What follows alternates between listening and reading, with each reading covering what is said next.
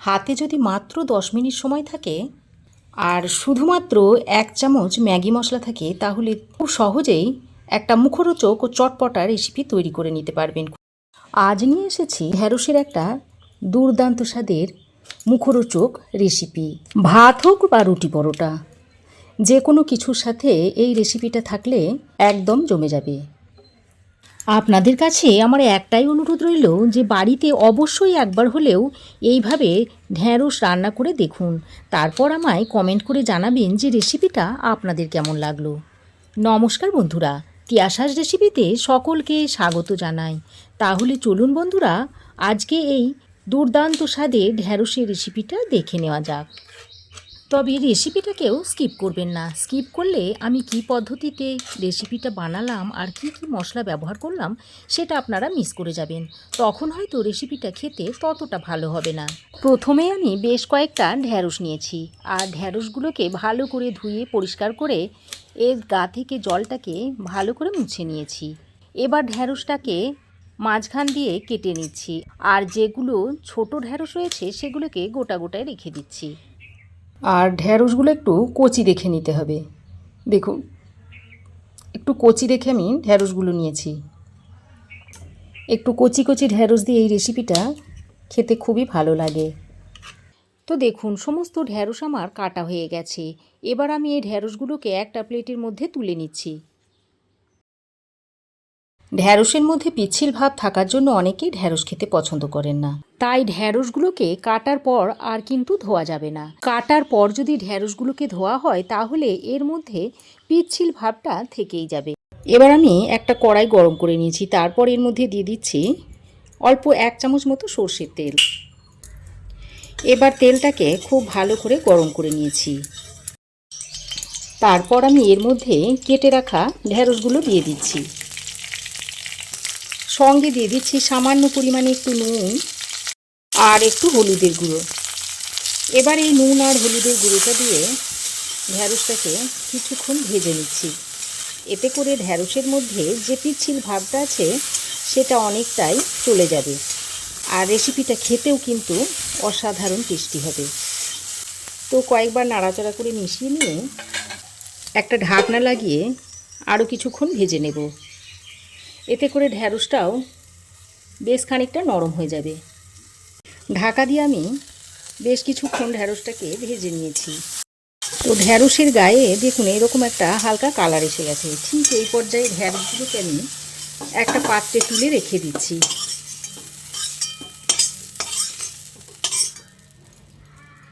দেখুন ঠিক এই রকম করে ঢ্যাঁড়সগুলোকে ভেজে নিতে হবে। ঢ্যাঁড়স ভেজে তুলে নেওয়ার পর ওই কড়াইয়ে আরও 1 চামচ পরিমাণ সর্ষের তেল দিয়ে দিলাম।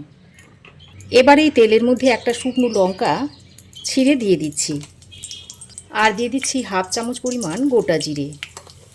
এবার ফোড়নটাকে কয়েক সেকেন্ড ভেজে নেওয়ার পর ফোড়ন থেকে যখন একটা সুন্দর গন্ধ ছাড়বে, ঠিক সেই পর্যায়ে এখানে দিয়ে দিতে হবে পেঁয়াজ। আমি এখানে একটা মিডিয়াম সাইজের পেঁয়াজকে গ্রেট করে দিয়ে দিয়েছি। আপনারা চাইলে পেঁয়াজটাকে মিহি করে কুচিয়ে দিয়ে দিতে পারেন কিংবা বেটেও দিতে পারেন। এইভাবে পেঁয়াজটাকে যদি গ্রেট করে দেওয়া হয় তাহলে রান্নাটা তাড়াতাড়ি হবে আর খেতেও সুস্বাদু হবে। এবার পেঁয়াজ বাটাটা দিয়ে আরও কিছুক্ষণ ফোড়নের সঙ্গে ভেজে নিতে হবে। এতে করে পেঁয়াজের জলো ভাবটা চলে যাবে আর পেঁয়াজের গন্ধটাও কেটে যাবে। গ্রেট করা পেঁয়াজটা দিয়ে ফোড়নের সঙ্গে বেশ কিছুক্ষণ সময় ধরে ভেজে নিয়েছি। এবার আমি এর মধ্যে দিয়ে দিচ্ছি 1 চামচ পরিমাণ আদা আর রসুন একসঙ্গে বেটে। তবে আপনারা যে পরিমাণ ঢ্যাঁড়সটা নেবেন ঠিক সেই পরিমাণ অনুযায়ী সমস্ত মশলা এর মধ্যে দিয়ে দেবেন। আমি যে পরিমাণ ঢ্যাঁড়স নিয়েছি তাতে করে এই 1 চামচ আদা রসুনে রান্নাটা হয়ে যাবে। আদা ও রসুনের পেস্টটা দিয়ে পেঁয়াজের সঙ্গে আরও কিছুক্ষণ ভেজে নিতে হবে, যাতে করে আদা আর রসুনের কাঁচা গন্ধটা চলে যায়। তো দেখুন আদা ও রসুনটা দিয়ে পেঁয়াজের সঙ্গে আরও কিছুক্ষণ ভেজে নিয়েছি। এবার আমি এর মধ্যে অল্প পরিমাণে একটু জল দিয়ে দিচ্ছি, কারণ আমি এর মধ্যে কিছু গুঁড়ো মশলা যোগ করব। তো এখন আমি এর মধ্যে দিয়ে দিচ্ছি 1/2 চামচ পরিমাণ হলুদ গুঁড়ো, 1/2 চামচ দিয়ে দিচ্ছি জিরে গুঁড়ো, 1/2 চামচ দিয়ে দিচ্ছি ধনের গুঁড়ো, আর 1/2 চামচের থেকে একটু কম দিয়ে দিচ্ছি ঝাল লঙ্কার গুঁড়ো।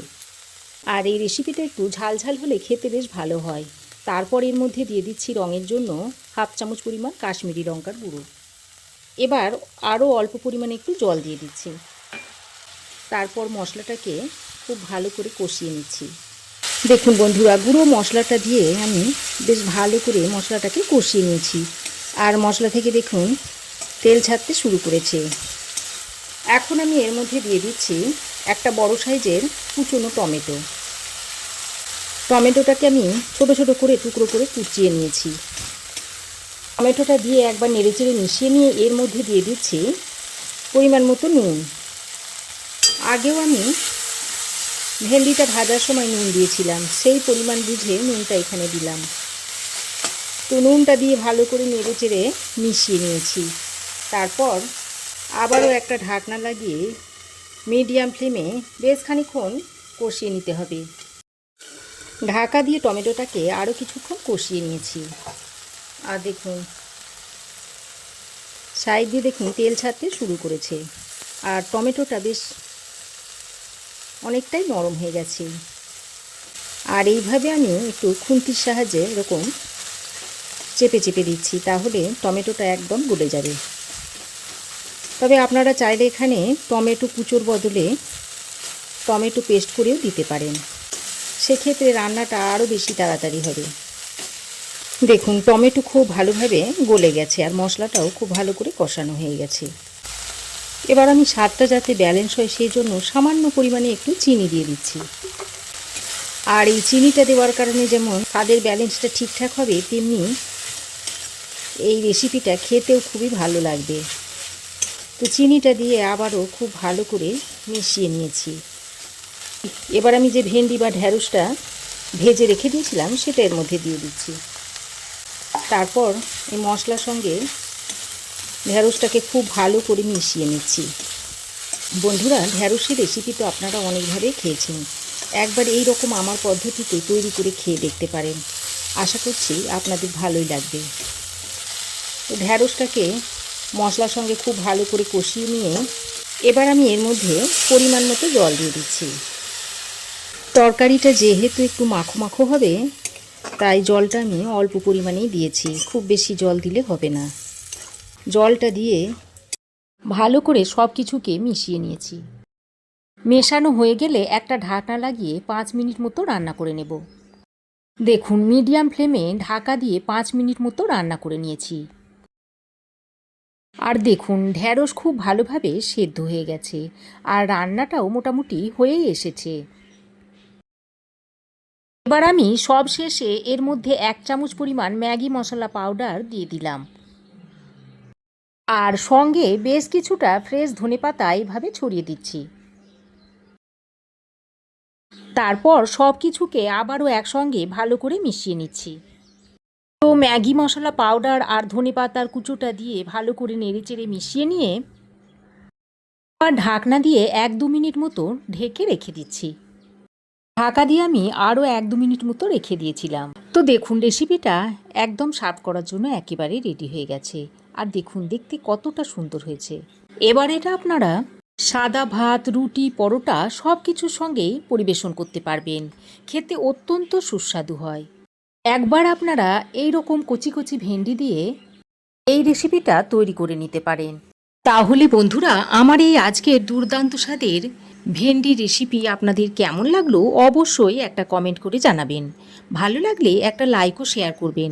পাশে থাকা বেল আইকনটা অবশ্যই প্রেস করে দেবেন। আর আমার চ্যানেলে যদি নতুন হয়ে থাকেন তো প্লিজ চ্যানেলটাকে সাবস্ক্রাইব করার অনুরোধ রইল। আজ এ পর্যন্তই। আবার দেখা হবে নতুন কোনো রেসিপি নিয়ে নেক্সট এপিসোডে। সে পর্যন্ত ভালো থাকবেন, সুস্থ থাকবেন। ধন্যবাদ।